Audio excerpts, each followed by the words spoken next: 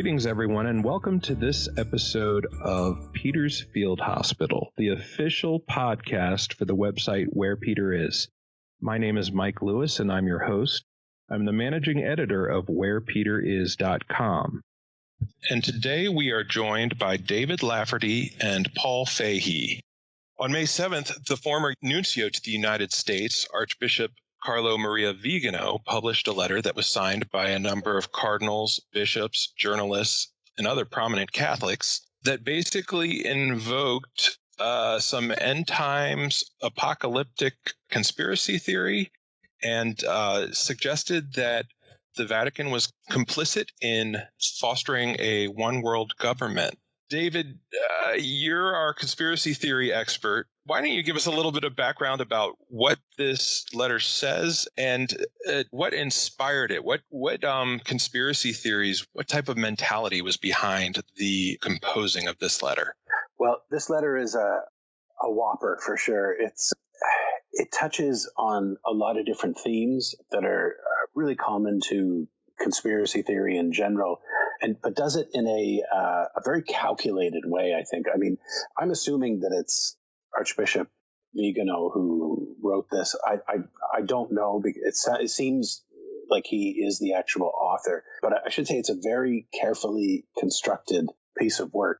If you look at the website version of the appeal, there are certain words or phrases that are highlighted throughout the letter. These are the things that the author wanted to impress in people's minds. So these are just a few of the sections that are highlighted. One of them is world government beyond all control. We have interference by foreign powers, shady business interests, control over people, odious technological tyranny. So what we're getting is this, we're seeing these are the kind of buttons that they're trying to push with this letter. And I think it would be instructive maybe to just look at a few of these and go through them just to see what's going on here.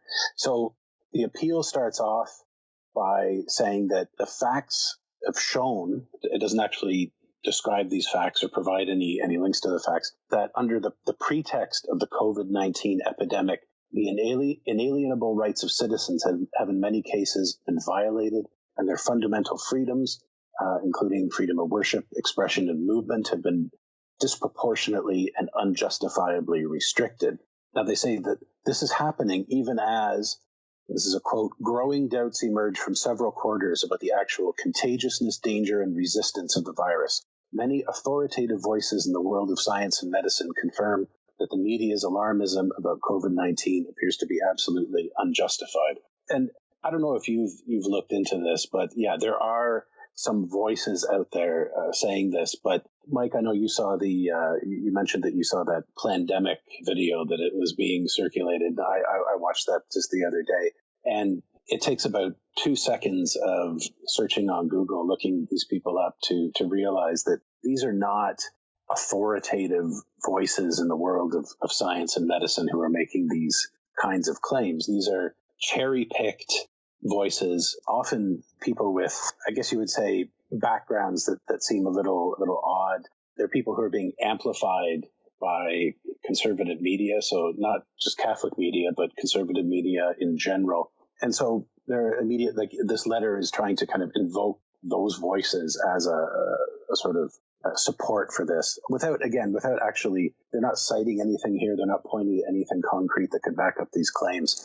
And then they say the imposition of these illiberal measures is a disturbing prelude to the realization of a world government beyond all control. And I think this is the statement that shocked a lot of people.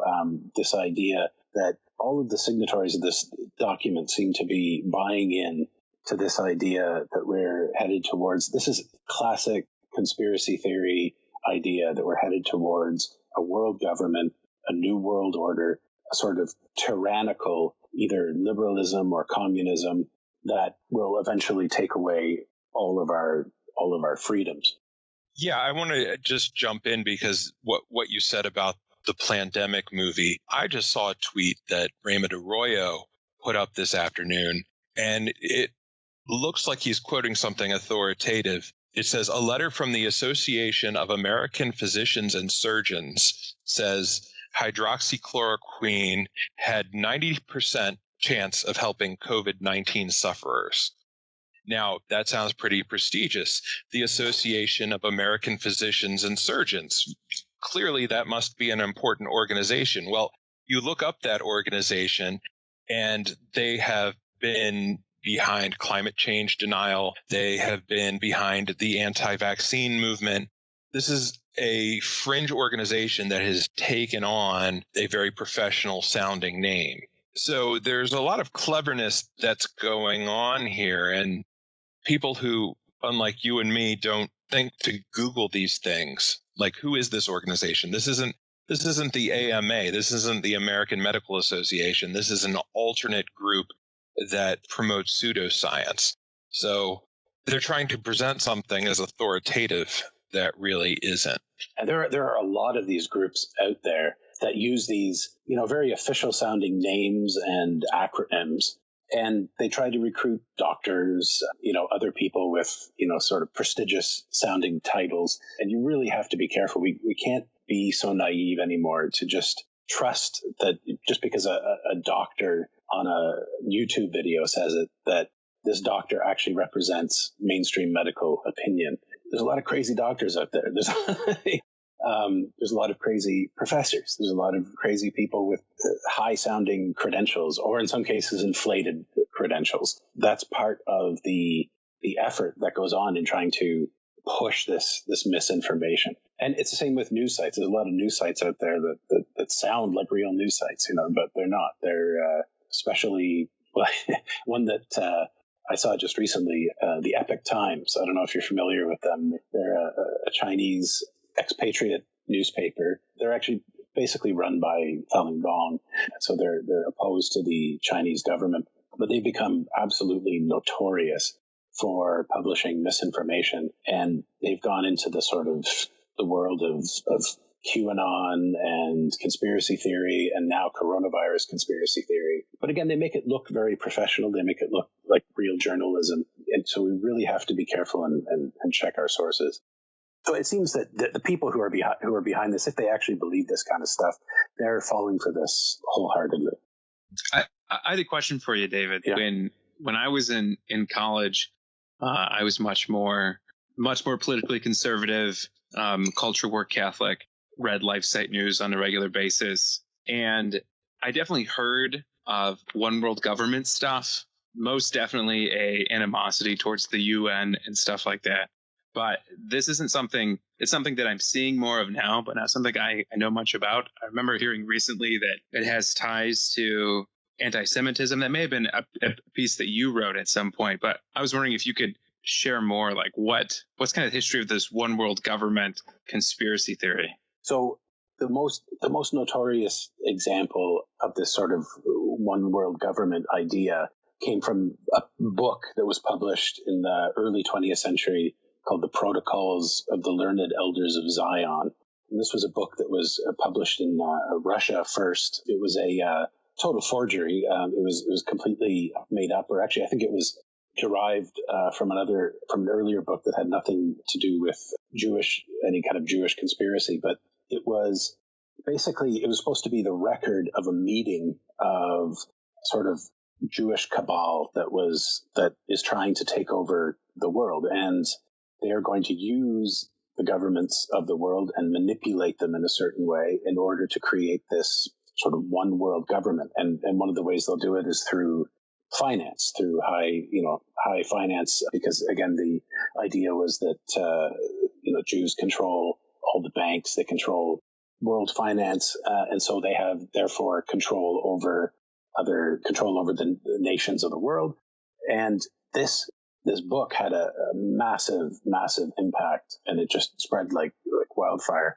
And again, I don't want to imply that anyone who brings up this sort of idea of a world government or new world order is necessarily anti-Semitic. Like, I don't think they all are, but we can't ignore that is part of the history of this idea. That is a lot of where it came from. Before that, you see the roots in Freemasonic conspiracy theory. So, and that has more of a direct connection to Catholicism, because the church, of course, was very concerned about Freemasonry and the influence of Freemasonry. And I think they had valid concerns about it. But the Freemasonic conspiracy theory is basically a gross exaggeration of that idea, where you start to see Freemasons as implanting themselves in governments all across the world, working together against the church, against national sovereignty, in order to create this one world religion and one world government. So it starts off with Freemasonry, and then late, 19th century, and then into the early 20th century, it becomes, no, it's actually the Jews. And that's even within Catholic conspiracy theory. We get this idea that Freemasonry is actually a Jewish creation. So the Freemasons are basically the Jews, or it's people who are working for the Jews. And of course, it reaches its culmination in Nazi Germany, where they embraced that idea wholeheartedly. And I mean, that was behind the decision making of Germany, was this idea that the Jews were in control of both the capitalist governments of the West and the communist governments of the East, and they were all out to crush Germany, and they had to fight this apocalyptic war against, like a crusade. I mean, in 1941, when the Nazis invaded the Soviet Union, they called it Operation Barbarossa, intentionally to invoke this idea of a holy crusade. Even just invoking the idea of a one world government, that seems to come with a lot of baggage. Like, me reading this, I would have been like, oh, like one world government, that's kind of crazy, or whatever. But the context you just put it in, I mean, Bishop Strickland signed this. Former head of the CDF, Cardinal Mueller, he just signed this. That seems really nuts. I mean, that's one of the things that I think kind of jumped out at me. I think having grown up in reactionary Catholicism, where, I mean, we were discussing earlier today that I read the book AA 1025 that purports to, as a 10-year-old, it was just sitting on the bookshelf at home, a story that purports to be the secret diary of a Soviet infiltrator in the Catholic Church around the time of Vatican II, and he had this secret plot to take down the church. And it's one of those things where in my own life, I sort of have I had the St. Paul experience. Like, when I grew up, I put away the childish things. And so I guess what's shocking to me is to see, the former nuncio to the United States, the former head of the Congregation of the Doctrine of the Faith. We've got two sitting ordinary bishops, Bishop Strickland, as you mentioned, and then the Archbishop in Astana in Kazakhstan. And then Cardinal Sarah, who obviously later revoked his signature, but gave positive affirmations towards it when he did that. Yeah, he didn't repudiate what its contents were. He just didn't feel it was appropriate for someone in his office to sign it. What's interesting is Archbishop Vigano immediately protested what Cardinal Sarah had to say about it, and said he had recorded their 6-minute and 25-second conversation and had a transcript of it. I guess this is the thing that's surprising me. These are people who are supposed to be taken seriously in the church.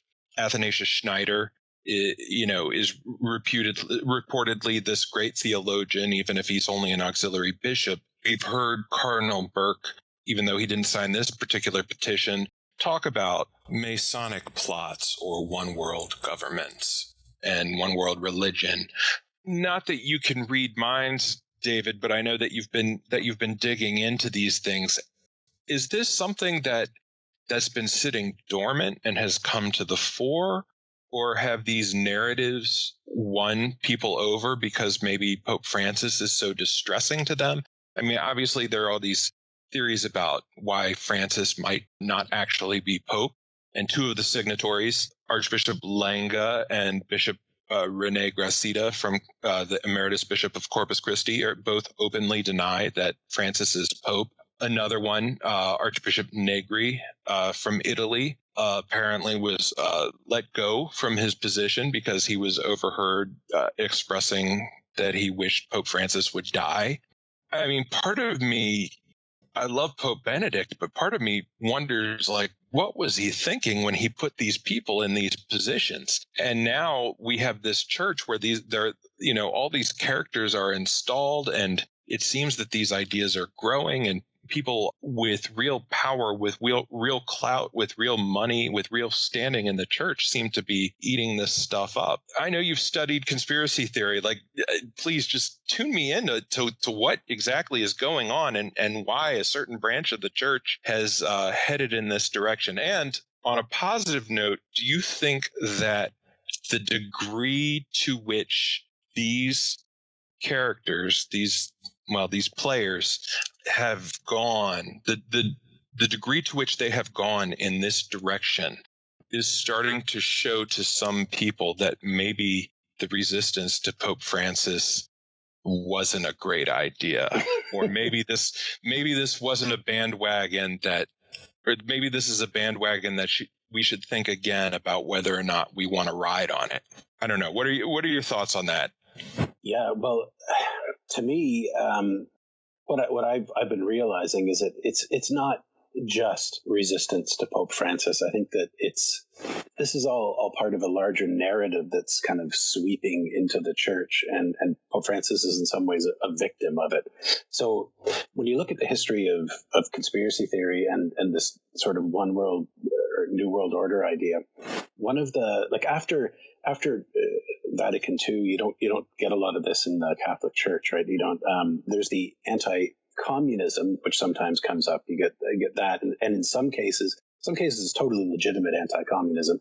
In some cases, it's an anti-communism that's kind of masquerading, or it's like either an anti-Semitism or a sort of Freemasonic conspiracy masquerading as anti-communism. The New World Order conspiracy theory becomes popularized again, though, in the early 90s with Pat Robertson, so from the evangelical side of things. And he wrote a book shortly after the invasion of Iraq, the first Iraq war, and that was called just the New World Order. And he brought up this idea again.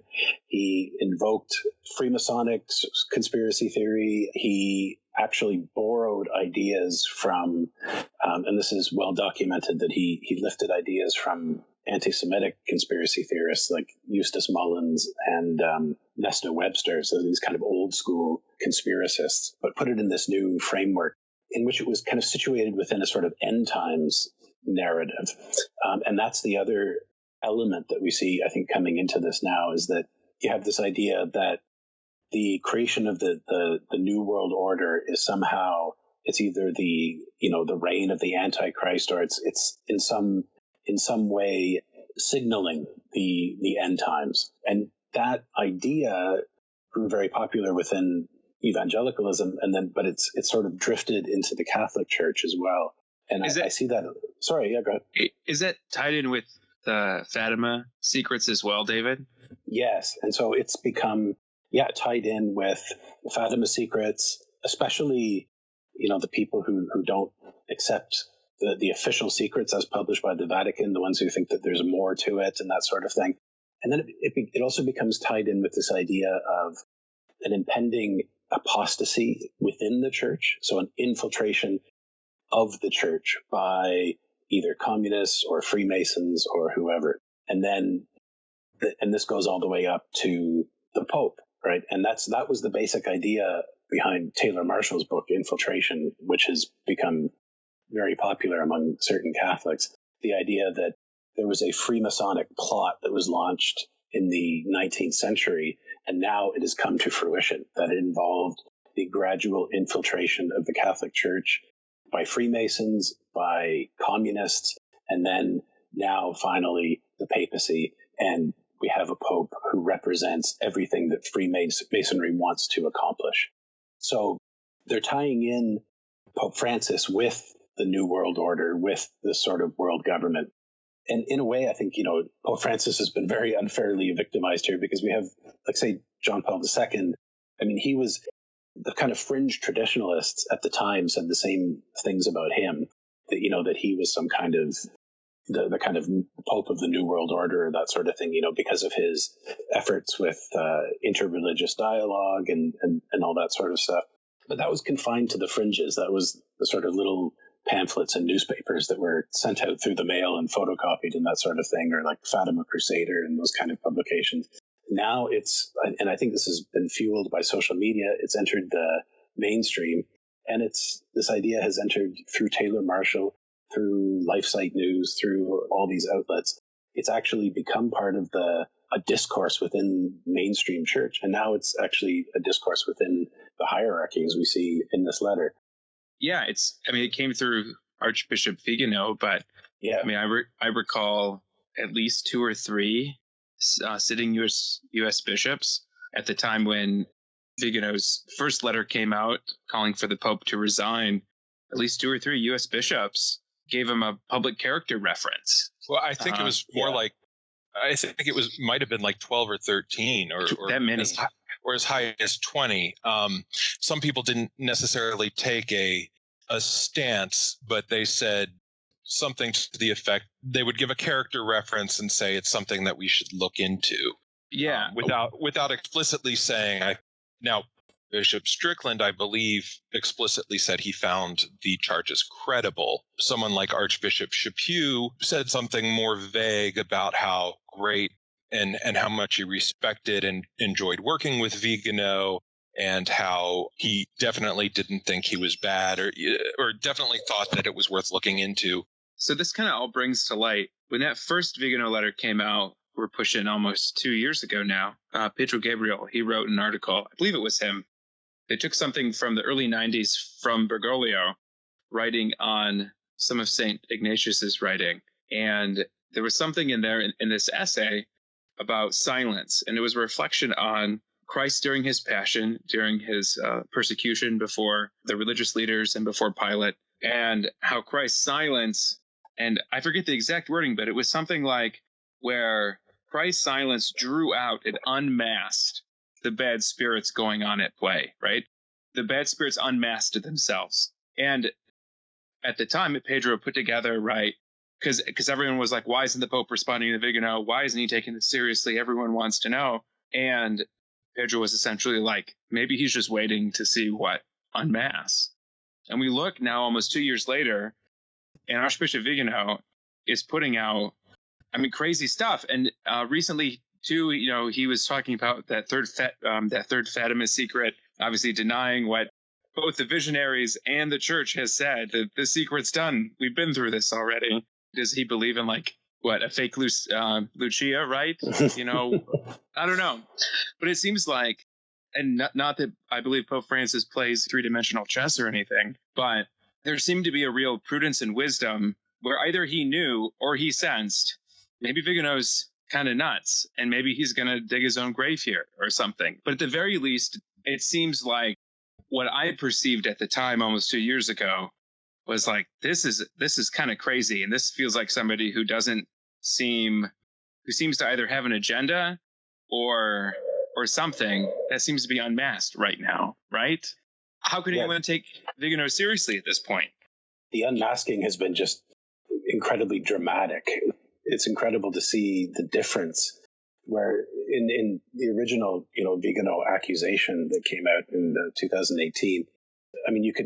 At the time I thought that he sounds very paranoid. He sounds like he's maybe making accusations based on his own presuppositions and not on evidence.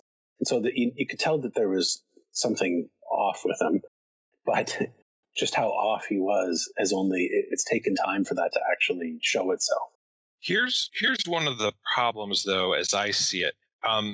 Obviously, growing up in this reactionary Catholic world, just having some exposure. My grandfather was very anti-Vatican II and loved Malachi Martin. I mentioned the novel that I read. I had a sense that there were Freemasons in the church.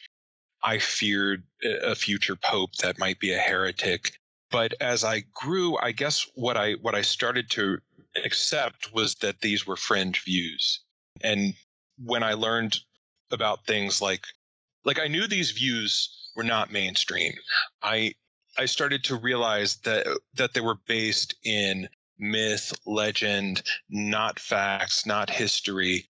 But then I think what I've begun to wonder is what kind of success would Lefebvre have had social media existed in the 70s? How would Vatican II have gone down if Ed Penton and Diane Montagna were reporting on it every single day? I mean, the thing is, that was the beginning of mass communication, but it's nothing like today. It's nothing like the masses that are really disrupting things. Poor Bishop Sticka in Knoxville, Tennessee. He put in he's reopening public masses, and he talked about how his poor switchboard operator, because he set forth guidelines that mandate communion in the hand. A lot of these websites, including Church Militant, have led people to bombard his poor switchboard operator, whose husband apparently just died, with foul language and abusive language, and really rallied the troops against him. Father Z has blogged against him. This is the bishop of a small diocese in Tennessee. 40 years ago, people weren't going to know what was happening in a small diocese in Tennessee. And now it's national news, and people from all over the world are reading this stuff and are demonizing this poor bishop, who, not a canon lawyer, I don't know how that plays out in the end. He's clearly looking for the safety of his people. He's not trying to impose modernist heresy on them. He's a very friendly bishop to the Latin Mass. But that doesn't seem to matter because he's been made a villain. And another thing that we're starting to notice is that in this age of social media, and this is something that maybe we can kind of switch to, is a lot of these people that we thought were balanced and faithful leaders in the Catholic community, like Scott Hahn, have given ringing endorsements of Archbishop Vigano and Cardinal Burke and Athanasius Schneider. Apologists like Patrick Coffin and Steve Ray, people who've influenced my faith, people who influence a lot of Catholics of goodwill, have totally gone in this conspiracy theory, anti-Francis direction. And it's as if they're hearing these theories for the first time, whereas I got over them 10 years ago. I guess people are susceptible to them when they hear them, and hopefully it's something they grow out of. But while Pope Francis is being silent, they're on the local level, on the ground, in the parishes, in the seminaries. It seems, at least in the U.S., it seems that they're winning, or they're really winning converts to their perspective. I don't know, Paul, if you have any specific thoughts on anything I just said. I mean, are you seeing what I'm seeing? Yeah, I mean, I've seen, I think, maybe not immediately after Pope Francis's election. For me, it was really the 2016 presidential election, where I saw Catholic thinkers, apologist writers diverge from the church's teaching. Like, I remember listening to Catholic radio and hearing them talk about Catholic guides for voting that said things very different than what the USCCB voting guide was saying. I was like, this isn't right. I expect NPR to get church teaching wrong. I don't expect Catholic radio to get church teaching wrong. But most recently, it was a few weeks ago, it was the end of April, I believe. So it was before this public letter, most recent public letter from Archbishop Vigano came out. But Scott Hahn was on the John Henry Weston podcast from LifeSite News, and he was referring to Archbishop Vigano, Cardinal Burke, and Bishop Athanasius Schneider. He said something like, these are the most courageous pastors in the church right now. And I hear that, and I'm like, Scott Hahn. I saw Scott Hahn in high school. He came to a tiny town of about 12 miles from my house when I was in high school up in mid-Michigan.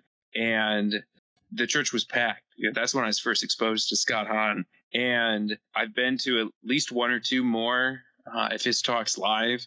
I've read a ton of his books. I've passed out a ton of his books. I'm the director of religious ed at a parish in a small town. I've recommended Scott Hahn and passed out his stuff, his talks, a ton. I use all his stuff. And now here he is, like 3 weeks ago, saying that Archbishop Vigano is one of the three most courageous pastors in the church. And yeah, I don't know. It's like, how do I handle that? How do I handle that, especially when this is just a few weeks after Pope Francis's Urbi et Orbi address, where I would say, I mean, for myself, definitely, and for many Catholics that I've talked to, like regular Catholics, they saw this and they're like, he's the pastor of the world right now. Pope Francis is really stepping out and taking charge, and with the Pope's daily masses that were live streamed that unfortunately recently ended. He was the world's pastor, I think, for many Catholics. And here's Scott Hahn of all people saying, no, it's not Pope Francis. He's not on my top three, but Archbishop Vigano is, who's peddling Fatima conspiracy theories and one world government conspiracy theories. I don't know. It's really hard to reconcile that, because I like a lot of Scott Hahn's books and theology. I think he makes a lot of our faith compelling and beautiful to some extent. It's really frustrating and it's really discouraging. Maybe it's the Lord peeling back more and more of the clericalism that I had, not just towards clerics, but anybody who presented themselves as an authority in the church. I think when I was younger, especially, I would give them a kind of, I don't know, they were more holy, or they knew what they were talking about just because they wrote books on the Catholic faith. I don't believe that anymore. Any of this clericalism pretense, I think, is gone. I'm maybe now more surprised, unfortunately, when some of these Catholic writers and apologists who I used to read come out in support of the Pope than I'm surprised when they come out saying these crazy things. It's gotten to the point where a lot of these people that we respect, and someone like Scott Hahn, I mean, my understanding is he's a supernumerary for Opus Dei, and Opus Dei, the main parts of their spirituality, one of the main parts of their view is support of the Pope. And I know in Europe, their leadership has been very supportive of Pope Francis. I know that Jack Valero, who started Catholic Voices in England with Austin Ivory, is very supportive of the Pope. He's a celibate numerary. I guess that's sort of the double whammy. Now, Scott Hahn has been very careful not to criticize Pope Francis by name, but when you list those three bishops as your most courageous pastors in the church, I'm sorry, but that's not a dog whistle. That's a bullhorn. Unless you're completely clueless about what's going on in the church, those are not the three bishops that you pick as the bishops to listen to and admire. David, do you have any more thoughts on how the leadership has been overtaken, or how these folk heroes, for lack of a better word, have fallen under this spell? Obviously, one of the things we do at Where Peter is we're essentially trying to fill in the void that they've left. We're trying to transmit this papal magisterial theological teaching to a popular audience, to a lay non-theological audience. And unfortunately, it doesn't seem that any of these leaders are paying attention to Pope Francis's side of the story, and they're buying those of his detractors and critics. Well, I do have some thoughts on that. And one of them is that, I mean, this idea of emphasizing the authority of the Pope, this has been such an integral part of, what you'd call conservative Catholicism for a long time. And it goes back to Humanae Vitae, where you had on the part of, more liberal Catholics, a sort of de-emphasis on the magisterium and the authority of the Pope, and an emphasis on conscience and that sort of thing. And then the reaction among conservative Catholics was to emphasize the authority of the Pope. And that really continued on for a long time until we get to Pope Francis. And what we're seeing, I think, is that emphasis on papal authority in many cases was opportunistic. It was something that they put forward and that they said was an essential part of the faith because that served their political interests, right? It served their purpose of fighting against, and I'm talking about the kind of North American context here, but, fighting against liberalism and the sexual revolution and all of that. Then when you get someone like Pope Francis, who leans in a different direction, doesn't speak in a way that emphasizes a kind of moral rigorism. Suddenly they're saying, no, we don't actually have to pay attention to the Pope anymore. And I think, too, if we're talking about the political influence of all this, I don't think we can ignore the role of Trump and the sort of political revolution that's gone on since around 2015, 2016. And I'm saying this as someone who's not now I'm watching all the Trump stuff from Canada, but I typically have been, very conservative leaning in politics. And when Trump got elected, I was actually, cheering him on a little bit. And because I did think I kind of agreed with some people at the time that, there was a sort of liberal orthodoxy that was very suffocating. And I could feel that in Canada, and I could feel that coming from the U.S. as well under Obama. And Trump was a way to kind of smash that and sort of mess up the system a little bit so that we could have a new paradigm. But I kind of came to my senses after a little while when I realized that this new revolution was leading people down some really strange roads. And they can't give up on this stuff now. They've gone so deep into it.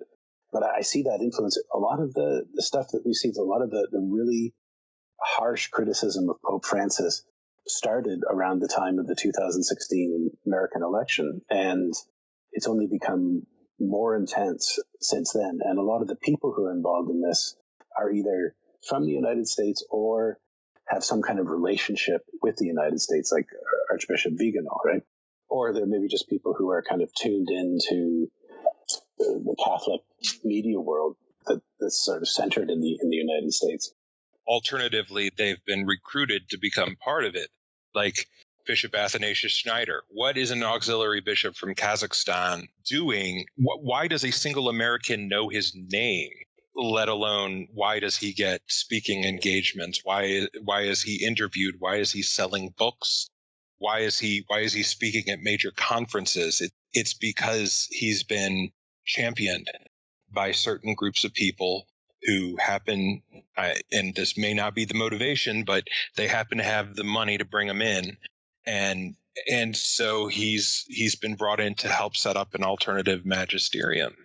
And I mean, and similar, I mean, a lot of these guys, like I mentioned, only two of them are active ordinaries.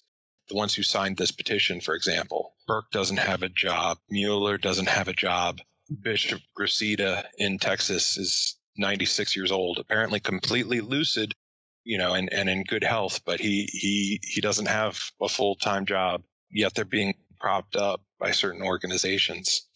Yeah, and it's, a lot of these people, too, feel that they've been sort of sidelined or slighted by Pope Francis, right? So, I don't think it's entirely based in resentment, but I think that plays some role in it. I mean, you start to see, if you're feeling alienated from the hierarchy, then you start to see them as the elites.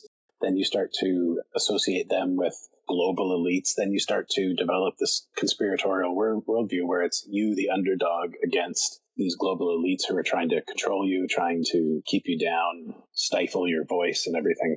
But really, it's such a small world of these guys. Like if you hear a lot of these sort of anti-Francis people talk, they're always just citing the same people. It's always Burke and Vigano, Schneider, Mueller, Seurat. Strickland is now, someone who a lot of people will cite, and they've almost become the church for some people now. So their world has shrunk. It's a very small Catholic world in that sort of anti-Francis faction, which is maybe what they want. But yeah, it's creating a sort of hothouse atmosphere where a lot of these crazy ideas can flourish. But it's a hothouse atmosphere with a very large microphone, at least in the United States. Yeah. Which for me, I mean, my biggest concern is Catholics on the ground, right? That's my job, working with regular Catholics who are just coming to Mass on Sunday, who love the Lord and who pay zero attention to church politics whatsoever. What really frustrates me is when this anti-Pope Francis sentiment is now affecting their spirituality. And it's only because this hothouse has a large microphone where Scott Hahn may not be doing it directly, but I know Steve Ray is. He was on El Cresta's show a couple months ago, Ave Maria Radio, out of Ann Arbor, Michigan here. And he was talking about papal authority because he just wrote a book on papal authority, and he got it absolutely wrong. He talked about how when the Pope doesn't speak infallibly, well, we got to respect him, but, he could be wrong. And it's like, that's not what Lumen Gentium 25 says. Just a few days ago, he was on John Henry Weston's LifeSite News podcast to talk about papal authority, because that's what his new book is about. And I think at one point he says, what he communicates is only when the Pope speaks infallibly do we really got to obey him. I mean, he even said, now he didn't say that directly, right? But that's definitely what he's communicating. I mean, he even said we don't really have to listen to the Pope when he talks about immigration. And I'm like, that's straight up a moral issue. How does that not fall under faith and morals, right? But then when he starts talking about the parameters of papal infallibility, he starts making stuff up. He starts talking about how, like, the Pope today can't ever say anything different than his predecessors. And I'm like, where's that in any of these church documents? That's not there. But he's someone who's on Catholic radio all the time. He's someone who publishes tons of books and tons of lighthouse CDs in the backs of parishes all the time. And his material I use in my own junior high religion classes that I teach at my parish. So this hothouse has a very large microphone, and unfortunately not just to people who care about church politics, but to regular Catholics.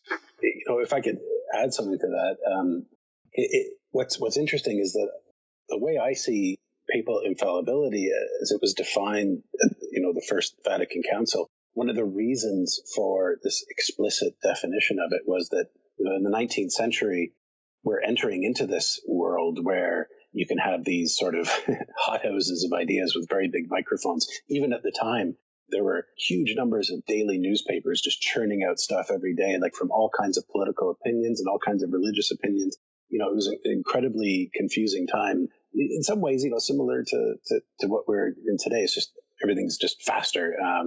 But we needed to explicitly recognize the authority of the Pope so that the Pope could be a beacon. The Pope could be the final word when it comes to the interpretation of Catholic tradition.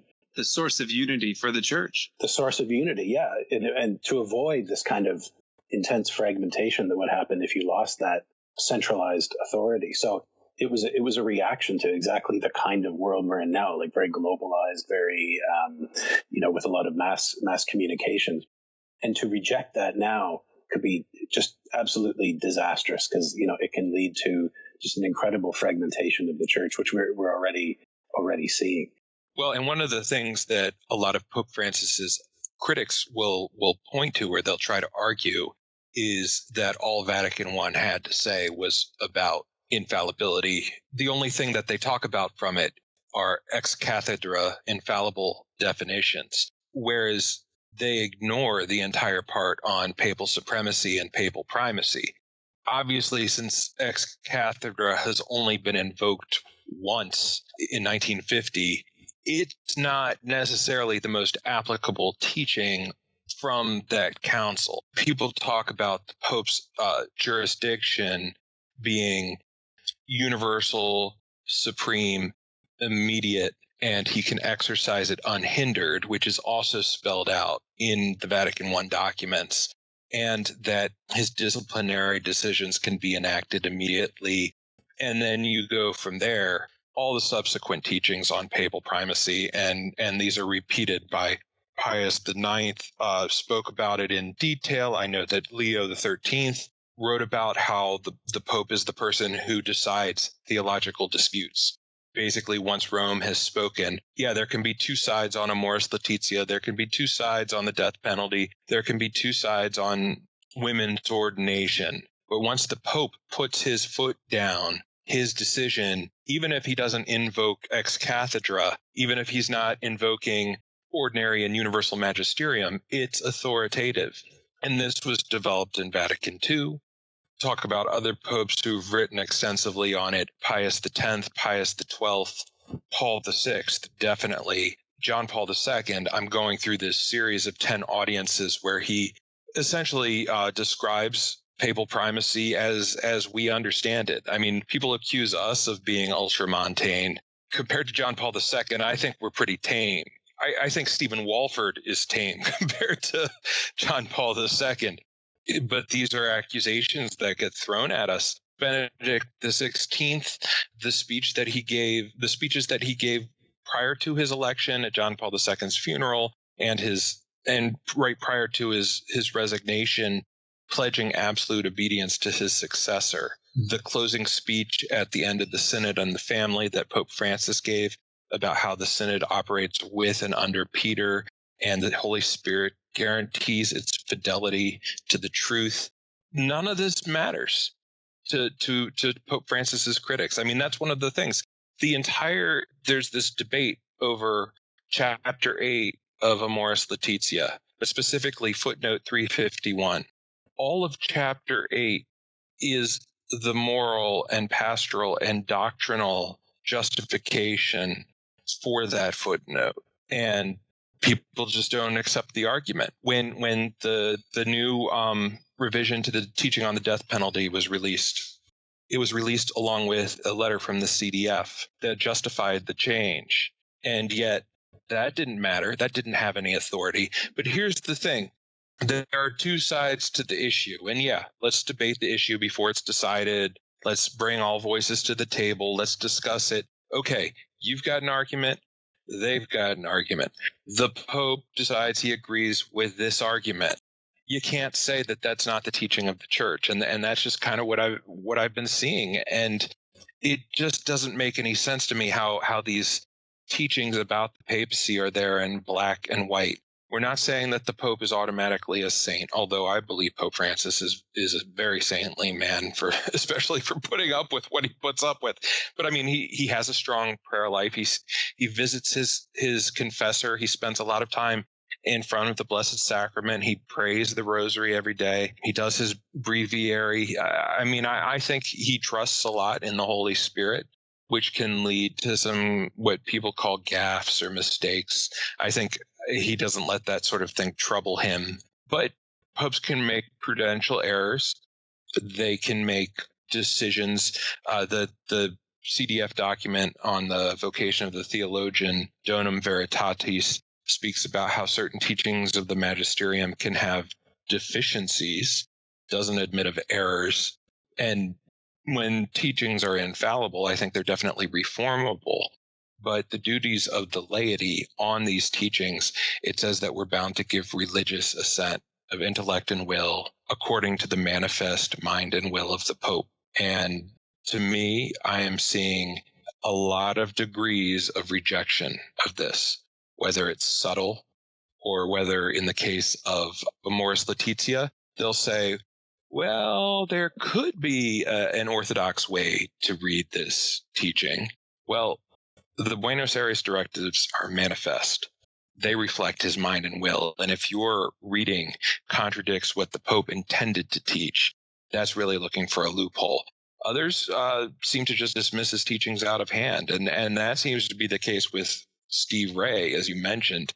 He seems to find Pope Francis's teachings problematic altogether and worthy of respect, but not worthy of assent. And it's sad for somebody who claims to be an expert on papal primacy and has written supposedly 2 books about it, that he has such a limited, narrow, and frankly un-Catholic view of that teaching.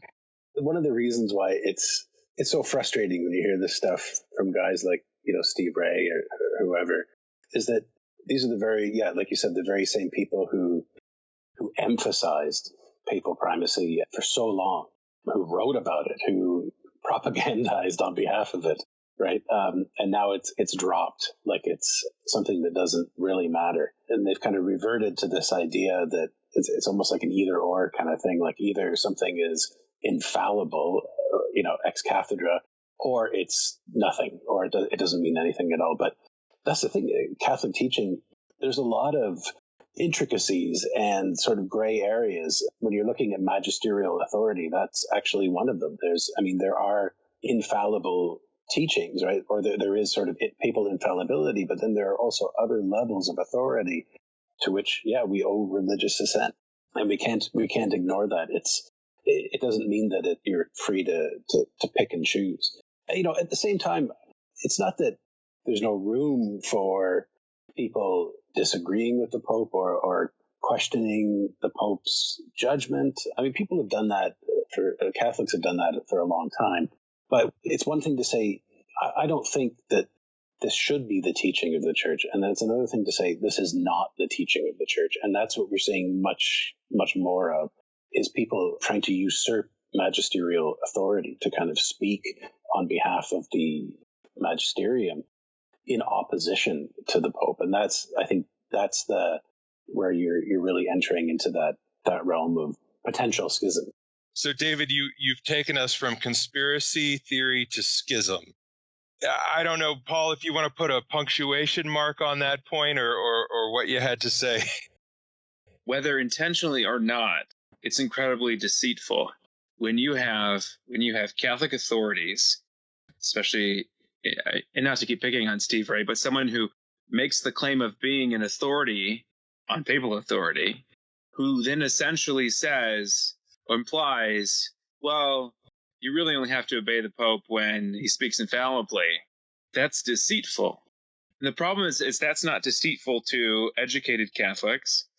That's deceitful to the people who trust Steve Ray to be the authority that he says he is. It's something that I noticed right away once I started actually doing research on the controversy surrounding Amoris Laetitia Chapter 8, was how so many of Pope Francis's critics who opposed that teaching were using the exact same rhetoric and argumentation that Catholics who opposed Humanae Vitae were using. I've done a lot of apologetics for Humanae Vitae in my day, and I've heard many, many people say, well, it wasn't an infallible teaching, so therefore I'm free to somehow dismiss it.